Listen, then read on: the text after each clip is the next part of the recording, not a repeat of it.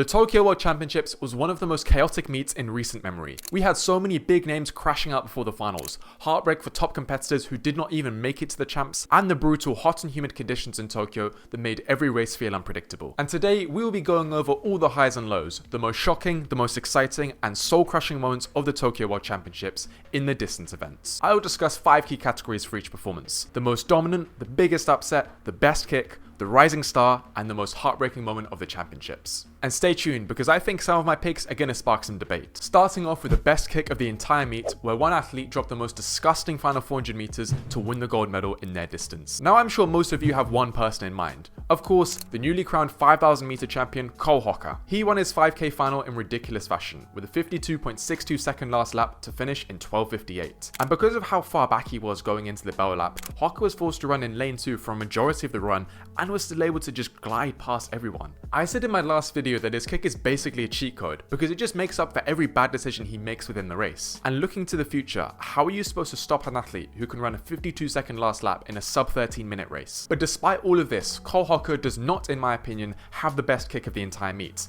For me, that award actually goes to Geordie Beamish of New Zealand after his disgusting finish in the 3,000 meter steeplechase. But why pick Beamish over Hocker?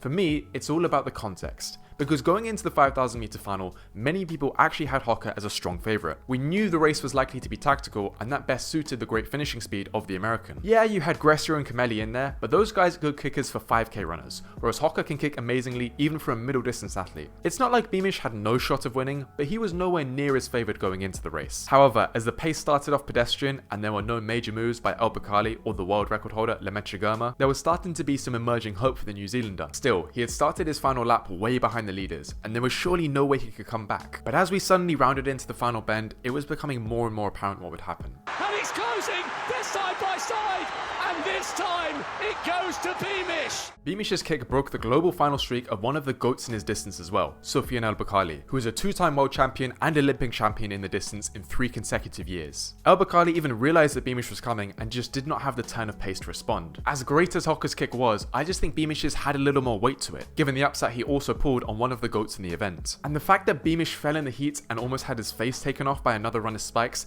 and still came back to win the entire thing just becomes the cherry on top.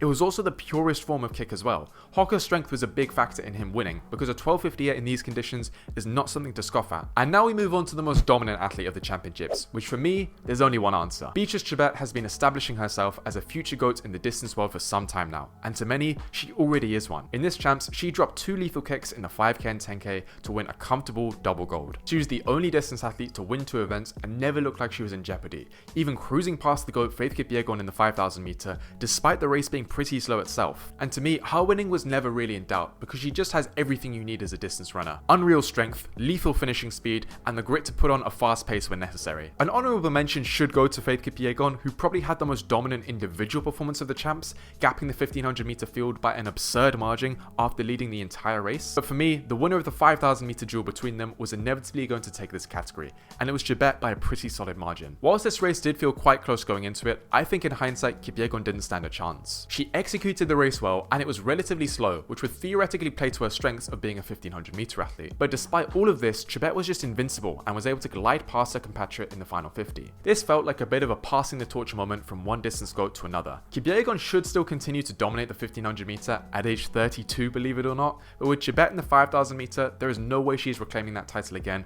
unless Chebet is injured. And now that she is a double world champion and double world record holder in the 5k and 10k, I think Chebet is cementing herself as an emerging distance GOAT. But in my opinion, she's not quite there yet. Because I think an important and very underrated aspect of an athlete's career is their longevity. How long can they continue their dominant streak for? Chebet has looked amazing these past 2 to 3 years, but I want to see her continue that longevity before I really call her the GOAT of women's distance running. She just needs Nike to set up some marketing piece about her breaking 30 minutes in the 5k or something to really cement it. But now we take a turn and look at the most heartbreaking moment of these World Championships. Seeing Jakob Ingebrigtsen crash out in the heats was a pretty soul-crushing moment. He just looked like a shadow of his former self and clearly wanted to compete incredibly badly.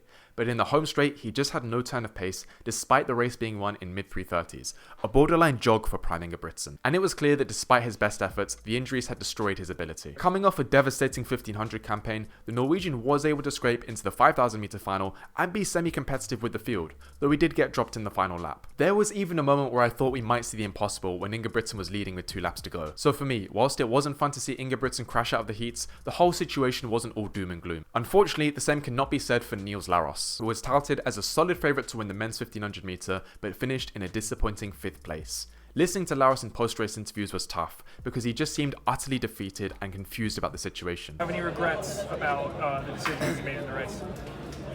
At this moment, no. I feel like I executed the race pretty well. I did myself. We have to realise that this was supposed to be his crowning moment. We had heard so much about Laros, about how he's the next Ingebrigtsen, and how he's going to dominate the 1500 scene over the next few years. And finally, after all this time, he seemed to really have the shape to challenge the top contenders. But it just did not go well for him. A mixture of cracking under the immense pressure he was under and potential burnout concerns after his Diamond League campaign put a disappointing end to his final. And this would have been fine if he had managed to redeem himself in the 5k, which he had much less pressure to perform well. But unfortunately in the heats, the Dutchman pulled up injured and did not even get the chance to try and bounce back. The good thing is he will surely learn from all of this, and given he's only 20, has many more years left in the tank. So I think we can hope for better things to come. Moving on now to the biggest upset of the entire championships, and boy, do we have some options to look at. For one, Isaac Nada winning the men's 1500 meter came as a complete shock to most people. And that race in general was strange because after years of being used to fast races paced by Ingebrigtsen, we suddenly reverted to the old school tactical style of races that came to a last lap burnout. But given how strong the 1500 meter field was looking on paper going into the champs, with 13 people running sub 330 that year and 5 people going in who had run 327 before, it's insane to think that only one of those guys even made the final. And Kerr got injured halfway through the race and finished dead last as a result. But then you look at the longer distances and we saw a huge upset with Jimmy Grecia, who sped past the top Ethiopians and Americans to take his first medal at a global championships. When you consider that Grecia was ranked 19th in the world for the 10k and has barely broken 27 minutes, the fact he was able to sprint past a bunch of 26:40 runners is beyond obscene. Yes, the race was pretty slow, but that affected everyone in the race, and he still came out on top. But despite all of this, none of these races are my pick. The biggest upset win for me goes to Lilian Odera in the women's 800 meter. Odera beat one of the safest picks in the competition, Keely Hodgkinson, to win with a 2-second personal best and a 4-second improvement on last season. The Brit was a huge favourite going in, and for good reason. A 1:54 season opener and 1:55 in monsoon rains, so surely the Olympic champion could just front run to victory, no questions asked. I mean, prior to the champs, Switzerland's Audrey Werro was the only person that year to come remotely close to Keely in time, and she was still over a second slower than the Brit. And it wasn't like this final was super tactical like the men's 1500 meter and 10k. This was the fastest 800 meter race in championship history, with Odera winning in a 1:54.62 and all 3 medalists dipping under 1:55. If you had told me before the champs that Keely wouldn't win the race, that would be one thing. If you had told me that had happened with a 1:54 winning time, I wouldn't have believed you. Yes, the idea that none of the 1500 meter Olympic podium would medal and only one would make it to the final is utterly ridiculous. This was more due to the natural volatility of a tactical race and the circumstances surrounding the final rather than the actual result itself. The same goes for Grecia, and if I'm honest, I was seeing him as a genuine medal threat going into this championships. He just looked so comfortable in Zurich and has that finishing speed. Now, I didn't have him pegged down for a gold medal, but a bronze wouldn't have surprised me. It will be interesting to see how much Odera progresses from here, because her PB is now almost as fast as Hodgkinson's. And with how volatile this event can be and the usual suspicions that people have, I am a little doubtful Odera can continue this form. And finally, we have the biggest rising star in the field, the most unexpected athlete who made a name for themselves this championships. That award unequivocally goes to Ireland's Cian McPhillips, who dropped a 3.5-second personal best in the champs to run a 1:42.16. He won his heat, he won his semi-final, and came agonizingly close to a medal, placing 4th in the fastest ever World Champs 800 meter final. And to give you an idea of how absurd this is, McPhillips was rated 55th in the world before the Tokyo champs.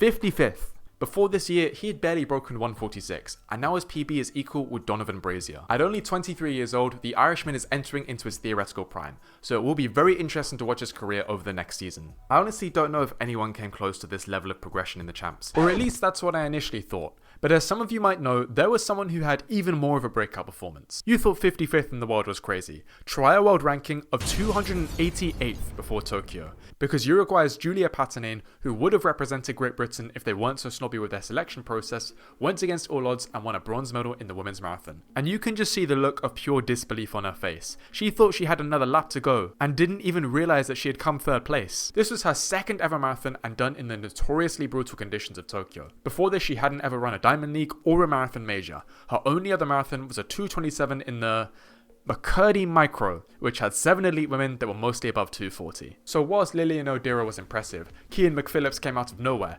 Julia Pattinain is the undisputed rising star of the World Championships, and I'm very much looking forward to seeing her compete under the Uruguayan flag in future races. But do you disagree with any of my picks today? Let me know in the comment section below. Thank you very much for watching the video, and I'll see you in the next one.